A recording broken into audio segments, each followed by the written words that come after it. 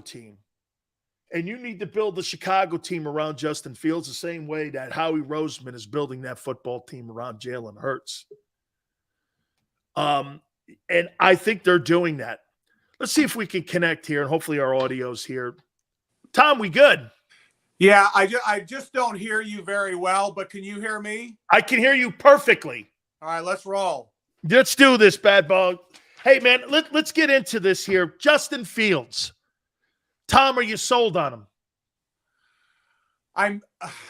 I'm being sold on him. I got to tell you, it's been a transition, though, because, I think any quarterback in the NFL, no matter how talented you are, if you can't see the coverages, understand what they're doing against you, throw the ball precisely within the structure of the offense, you can play. If you can't eventually read defenses, be able to make the changes according to the huddle call, understand where your vulnerabilities are in protection, but get the ball out of your hands, I don't know how successful you can be. And you know what? And this is what makes me think back. I believe during my career, I played against one of the best Philadelphia Eagles teams in history, especially with the Reggie White-led defense and all the names I don't have to go through. But they had a quarterback with a lot of similarities to Justin Fields and Randall Cunningham, who could run as well as anybody on the field, who had a laser arm, who could throw it 100 yards. But was there a deficiency in the way that he would read the field in order to be the quarterback that we see from Jalen Hurts and some of the other talented quarterbacks around the league? So, yeah, I'm sold on Justin's work ethic, his desire to be great, his team leadership, his willingness to stay late after practice or get there early in the morning. So everything I want to see in a teammate that if he does pan out is eventually going to get paid $250 million, yes. But I still need to see significant improvement moving forward. Tom, I'm starting to see Matt Eberflus and that coaching staff starting to do some of the same things that they're doing with Jalen Hurts in Philadelphia. And instead of trying to force the kid into being a drop back quarterback, and like you said, I think you got to win games in the NFL in the pocket also. But if you're going to have a dual threat guy, he's got to be able to throw the ball in critical situations for you to win ball games. But do you see some of the similarities in how they're coaching him now? And part of that improvement has been that they're being more efficient in the RPOs. You guys are number one in rushing. Well, the one thing they got to learn, though, is Luke Getsy, who's come aboard as the offensive coordinator and is the play caller, he's not calling plays for Aaron Rodgers. He's calling plays for Justin Fields and the talents that he has. And when you talk about the Bears running game with Dave Montgomery, Khalil Herbert, if he comes back, and Justin Fields, it's definitely a three-headed monster that you better take that into account, because if you do get out of position, Justin's the type of guy that can take a 5-yard scramble for a 50-yard touchdown run. But when you look at what the receivers, the development of Cole Kmet, they brought in EQ St. Brown with Luke Getsy from Green Bay. They brought Chase Claypool aboard. Darnell Mooney unfortunately got hurt. They went and made the trade for N'Keal Harry. So they put the pieces in place in terms of having a group of receivers 6'4" and above.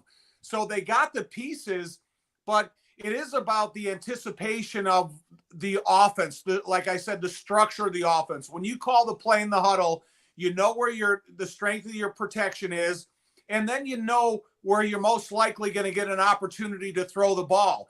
And Dan, in the NFL, if you're covered, you're still open. And that's where, Justin needs to increase his confidence. Passes over 25 yards, which Mitchell Trubisky was not very good at, Justin is great at. But he's got to trust his ability to make sure to throw to the receivers, even though they're covered at times. Tom, why are the Bears 3-10? Why are they what? 3-10. Their defense has been awful. And that's, they made the trade for Roquan Smith. They brought a free agent into the lineup at middle linebacker, moved Nicholas Morrow over to the weak side linebacker, and the linebacker position has actually improved. But they've got no sacks, no pressure on the quarterback. They give up significant amount of yards rushing. They have 2 rookies starting in the defensive backfield, even though I really like these guys, Kyler Gordon and Jaquan Brisker, and then teams throw away from Jalen Johnson. And I'm not sure if he's a good cornerback or they're just thrown at the rookie defensive back. So the defensive as a unit, they have not been able to create 3 and outs. They have not been able to limit a team that has a great running game to a minimal amount of rushing yards. They gave up 49 points to the Dallas Cowboys a few weeks ago when Dak Prescott got back in the mix. So they're just not the defense that hopefully they will be in the future when new general manager Ryan Poles has some money to spend and he has a significant amount of draft choices. Give me your take on Matt Eberflus and what he's brought to the organization and what he's done inside the locker room, because it's a new transition from Matt Nagy. Give me a little bit of insight, Tom, on what you see his impact has been. I like Matt Eberflus. The first thing he said the first day he got hired at the podium is you better bring your track shoes. You better bring your running shoes, because we are going to practice hard. We are going to practice physically. We are going to have high expectations for you on the practice field, even though we're not going to keep you out there for 3 hours. For the time you're out there, you're going full speed. And Matt has never derailed from that. And that's what I really like, because a lot of times you get these new coaches that are hired and said, oh, we're going to work hard, we're going to be physical, we're going to thud you up at practice, and then all of a sudden training camp gets here and no one's hitting each other and they're not practicing hard. And so I like the message that Matt delivered the first day he got hired, and he's fulfilled everything he said to these guys. But now it's, where do you go moving forward? Where do you see yourself in the draft? If they have a pick as high as number 2 in the draft, we're not looking for a quarterback. We're looking for multiple picks. So can somehow they turn that into a couple of offensive linemen and maybe as many as 4 defensive linemen? Absolutely. I think that completely makes sense, or maybe even a guy like a Will Anderson from Alabama to get a pass rusher in there. Tom, you mentioned it with Justin Fields about his style of play. Can that style win a Super Bowl? And in your preparation for this Eagles game this weekend, your take on Jalen Hurts, do you think, and Tom, I had this conversation all the time. I haven't seen a dual threat quarterback, and I'm talking like Justin Fields, Jalen Hurts, on a playoff run, win a Super Bowl yet. Do you think this style and what you're seeing in prepping for Jalen, you think they can win a Super Bowl with him? Of course. I think the Philadelphia Eagles are the most well-balanced team this year in the NFL. And so I was trying to put some comparative stats together because I wanted to see where they're at in terms of the 85 Bears, offense and defense, running game, amount of sacks they're getting, how many sacks are they giving up, what are their yards per carry, how many interceptions do they have, because I am overly impressed with the Philadelphia Eagles. And I think if you told Jalen Hurts, okay, Jalen, we don't want you to run the ball this week. We want you to throw the ball a majority of the time. I think he could sit back there and fire it as well as any quarterback in the NFL that you think has a talented arm.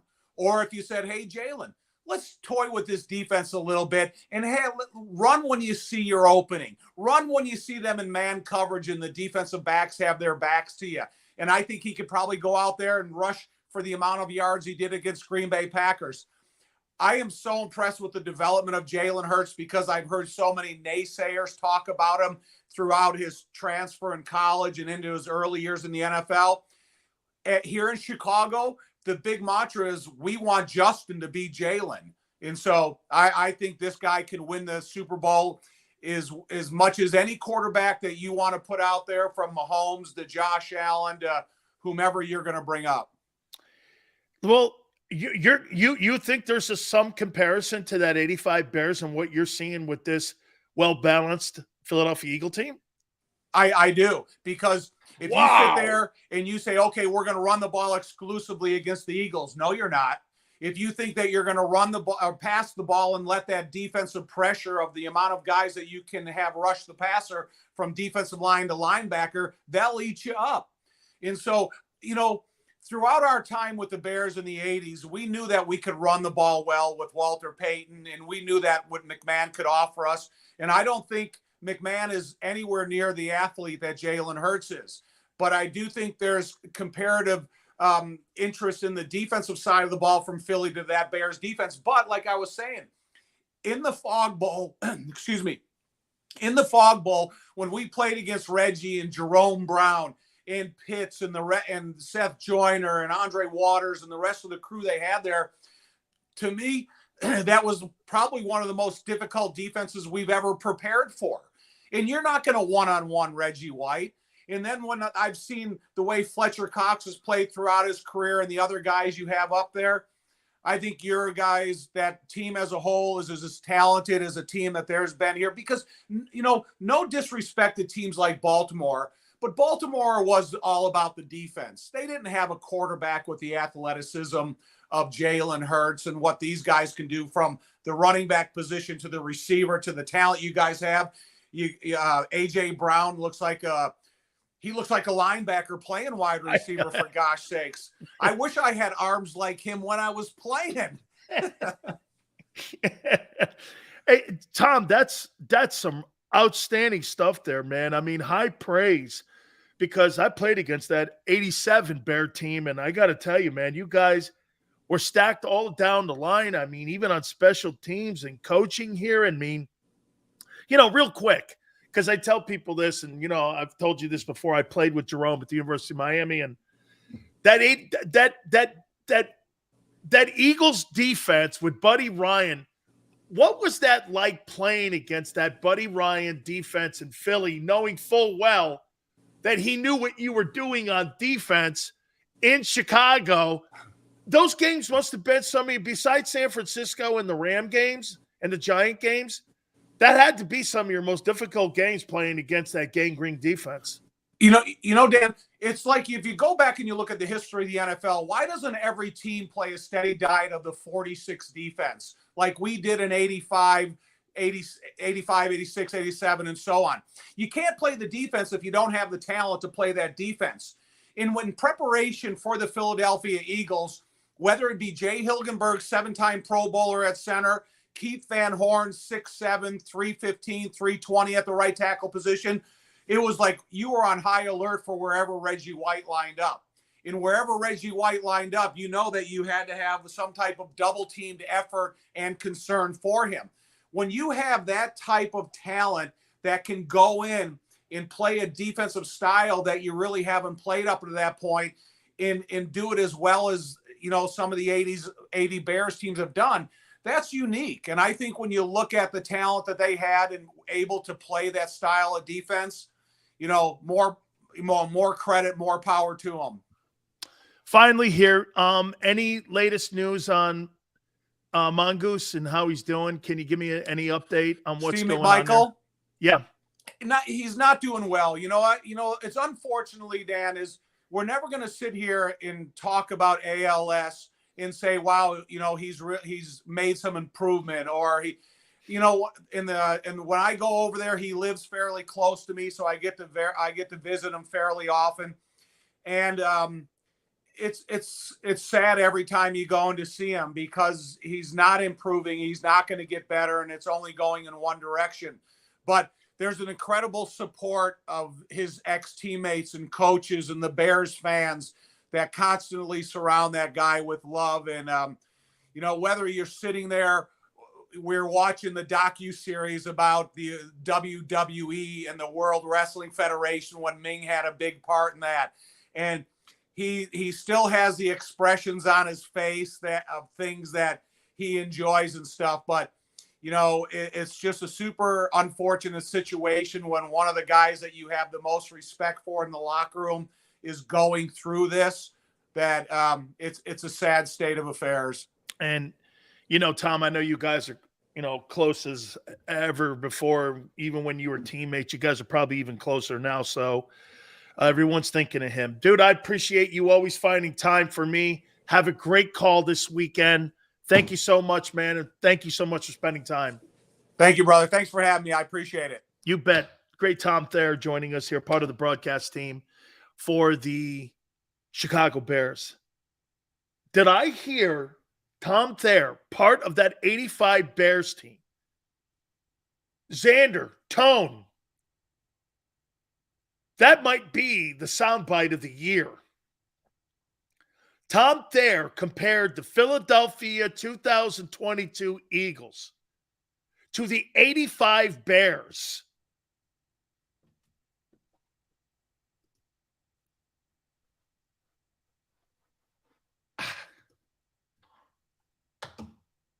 I got to take a time out.